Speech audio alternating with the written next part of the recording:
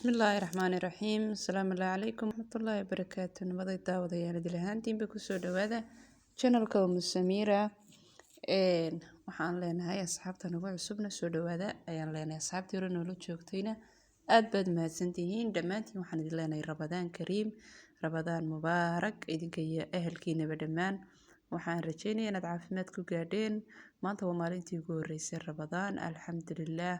Ilaahay caafimaad inagu gaarsiiyey. Waxaan rajaynaynaa in Ilaahay caafimaad inoogu dhameeyo. Inta xanuunsan ummadda Islaamkana uu Ilaahay xanuunada kaga dulqaado fadliga Ramadaan. Intii dhimatayna Ilaahay u naxariisto. Ramadaantan iyo Ramadaano badan oo kalena Ilaahay inoo suurtageliyo inaynu gaadhno inagoo muslimiina oo caafimaad qabna. Waxa asxaabey saynu uga baranay channelkan Umu Samiira waxay ahayd cuntooyin iyo vlogs.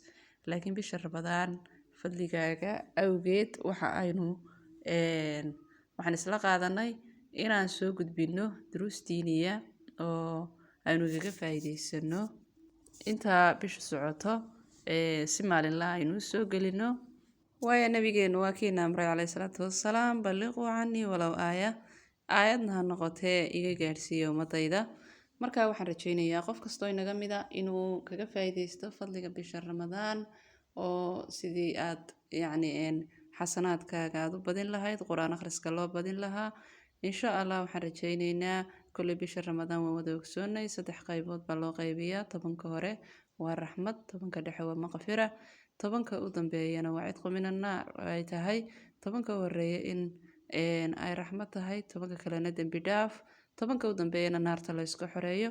Ilaahay intaaba bisha Ramadaan 30ka cashabay kuwii kaga faa'iideysta khayraadkeega hela Allah inaga yeelo ee laylatul qadriga la kulma insha Allah.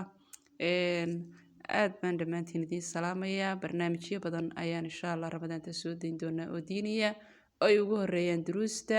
Markaa ogeysiiskeenu wuxuu yahay in aan duruus joogto ah soo gelino insha Allah oo maxaan ku raahdaa dee aynu kaga faa'iideysanayno bisha Ramadaan. Dhammaantiin waxaan rajaynayaa inaad ka faa'iidi doontaan. aad baan idin salaamayaa. Markasta sad channelka ugu xiran tihiin cuntooyinkan iyagana insha Allah waxyaalihii Ramadaanta u fiican ee Ramadaaniga ah waynu soo gelin doonaa inagoo iyaga qudhooda u niyeysan doonaa insha Allah. ajri khayr badan baan idin dhaafayaa. wassalaamu calaykum waraxmatullaahi wabarakaatu.